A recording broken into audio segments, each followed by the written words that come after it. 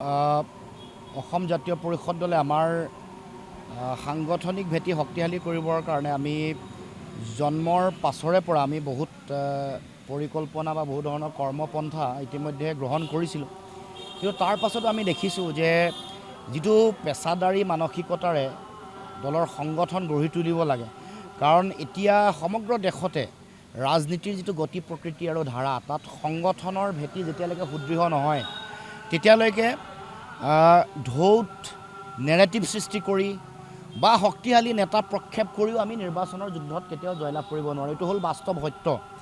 বিভিন্ন ধৰণৰ আমি গৱেষণা, বিভিন্ন ধৰণৰ ফিল্ড ছাৰ্ভে আৰু যিবোৰ চেফলজিষ্ট আছে, সকলোৱে এই কথাটো ইতিমধ্যে যুক্তিৰে তথ্যৰে প্ৰমাণ কৰিছে যে সংগঠন বুথ পৰ্যায়ত, তৃণমূল পৰ্যায়ত, বুথত সংগঠন যেতিয়ালৈকে নহ'ব তেতিয়ালৈকে কেতিয়াও আমি নিৰ্বাচনত, বিশেষকৈ বিজেপিৰ দৰে অতি ধনৱন্ত, অতি পেছাদাৰী শক্তিৰ লগত যুঁজ দিয়াটো সম্ভৱ নহয়। সেইকাৰণে আমি দুটা নিৰ্বাচনত আমি নিৰ্বাচন খেলিলোঁ, নিৰ্বাচনত আমি পৰাজয় হ'লোঁ, এগৰাকীও বিধায়ক আমি জিকাই পঠাব নোৱাৰিলোঁ। তাৰ পাছত আমি খুব নিৰ্মোহ আত্মবিশ্লেষণ কৰিছোঁ।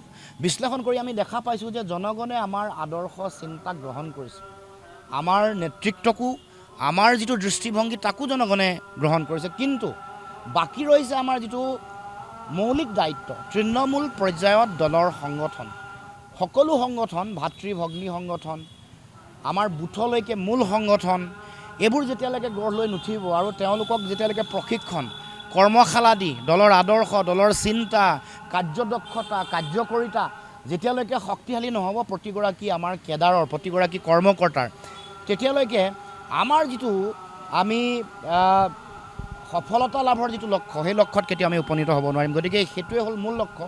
সেইকাৰণে আজি আমি ইয়ালৈ আহি আমি এই অঞ্চলৰ এইটো এটা এখন জনেল মিটিং কেন্দ্ৰীয়ভাৱে অনুষ্ঠিত কৰিছোঁ, কেইবাখন জিলাক লৈ। সকলো জিলাৰে তেওঁলোকৰ স্থিতি, সাংগঠনিক স্থিতি কেনেকুৱা, কি কৰণীয় কৰ্তব্য আৰু দায়িত্ব আছে, সকলো ধৰণৰ কথা আমি বিশ্লেষণ কৰিম। আমাৰো এটা পৰিকল্পনা আছে, কাৰণ নিৰ্বাচন দুবাৰ হৰাৰ পাছত আমি ইণ্ট্ৰস্পেকশ্যন কৰি নতুন চিন্তাৰে আগবাঢ়িবলৈ চেষ্টা কৰিছোঁ। আৰু জাতীয়তাবাদী আদৰ্শটো অসমৰ জনগণৰ হৃদয়ৰ আদৰ্শ। ইয়াত সমন্বয় আছে আৰু অসমৰ মানুহৰ অধিকাৰ প্ৰতিষ্ঠাৰ চিন্তা আছে। ভাষা, কৃষ্টি, সংস্কৃতি, মাটি ভেটি ৰক্ষা, ৰাজনৈতিক ভৱিষ্যত সুৰক্ষিত কৰাৰ লক্ষ্য আছে। সেইকাৰণে এইটো অসমৰ প্ৰতিগৰাকী মানুহৰ হৃদয়ত, প্ৰতিগৰাকী মানুহৰ শৰীৰত প্ৰবাহিত ৰক্তকণিকাত এই চেতনাই ক্ৰিয়া কৰি আছে। কেৱল মাত্ৰ উজ্জীৱিত কৰিব লাগিব, তেওঁলোকক সুপ্ৰশিক্ষিত কৰিব লাগিব আৰু তেওঁলোকক আগবঢ়াই লৈ আহিব লাগিব। এইটো আমাৰ দায়িত্ব। প্ৰধানমন্ত্ৰীৰ যি অসম ভ্ৰমণ বাতিল হৈছে, এই ক্ষেত্ৰত লৈ বিভিন্ন বিতৰ্ক হৈছে, এই ক্ষেত্ৰত কি ক'ব? বিতৰ্ক কি কাৰণে কৰিছে, কোনে কৰিছে আমি গম নাপাওঁ। প্ৰথম কথাটো হ'ল বিতৰ্ক হ'বলগীয়া কোনো কথাই নাই, কাৰণ প্ৰথম কথাটো হৈ গ'ল যে জাপানৰ প্ৰধানমন্ত্ৰী অসমলৈ আহিব, এইটো অফিচিয়েল ষ্টেটমেণ্ট কেন্দ্ৰীয় চৰকাৰৰ পৰা নাছিলে। অসমৰ মুখ্যমন্ত্ৰীও কোৱা নাছিলে যে আহিবই, অহাৰ সম্ভাৱনা আছে। অহাৰ সম্ভাৱনা আছে আৰু আহিবই, এই দুটাৰ মাজত পাৰ্থক্য আছে।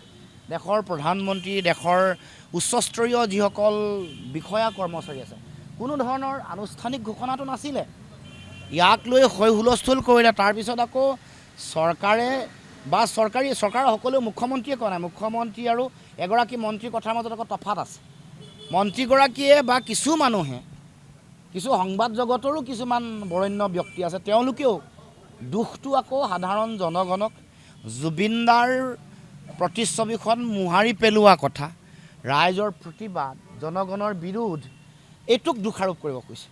মই ক'ব খুজিছোঁ, যিসকল বিশিষ্ট ব্যক্তিয়ে এই কথাটো কৰিছে, জনতাক দোষাৰোপ কৰিব খুজিছে।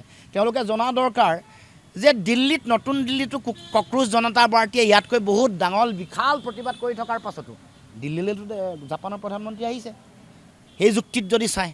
আৰু জুবিনদা অসমৰ জনগণৰ হৃদয়ত আছে। জুবিনদাৰ প্ৰতি যেতিয়া ৰাইজে অন্যায় কৰিব, চৰকাৰী যন্ত্ৰই হওক বা বিষয়া কৰ্মচাৰীয়ে হওক, তাৰ বিৰুদ্ধে প্ৰতিবাদ চলিব। এইটো কোনে বাধা দি ৰাখিব? এয়া জনগণৰ স্বতঃস্ফূৰ্ত প্ৰতিবাদ। ইয়াত কোনোবাই কিবা নাম দিব পাৰে, ইয়াৰ চীনৰ প্ৰভাৱ, পাকিস্তানৰ প্ৰভাৱ, নৈৰাজ্যবাদ, বাওঁপন্থা, যিয়ে নিদিয়ক লাগিলে, এয়া জনগণৰ হৃদয়ত যেতিয়া জুবিনদাই ঠাই পাইছে, তেওঁৰ ছবিখনৰ ওপৰত কৰা আক্ৰমণটো আচলতে জুবিনদাৰ ছবিখনৰ ওপৰত কৰা আক্ৰমণ নহয়। এয়া জুবিনদাৰ যিবোৰ চিন্তা আছিলে, দৰ্শন আছিলে, আদৰ্শ আছিলে, তাৰ ওপৰত আক্ৰমণ। সেইটো বহুদিনৰ পৰা চৰকাৰী যন্ত্ৰই কৰি আহিছে। ইয়াৰ বিৰোধিতা আমি সকলোৱে কৰিছোঁ, আৰু কিছুমান মানুহে সন্মুখত থাকি এই আন্দোলনৰ নেতৃত্ব গ্ৰহণ কৰিছে বা এই চিন্তাৰ বিৰোধিতা কৰি আহিছে।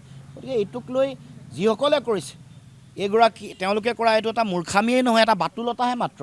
কাৰণ তেওঁলোকে জনা দৰকাৰ যে দিল্লীতো কক্ৰোচ জনতা পাৰ্টীয়ে বিশাল প্ৰতিবাদ কৰি থকাৰ পাছত দিল্লীলৈ প্ৰধানমন্ত্ৰী আহিছে। আৰু জাপানৰ প্ৰধানমন্ত্ৰী আহিলে আমি সকলোৱে ভাল পাম।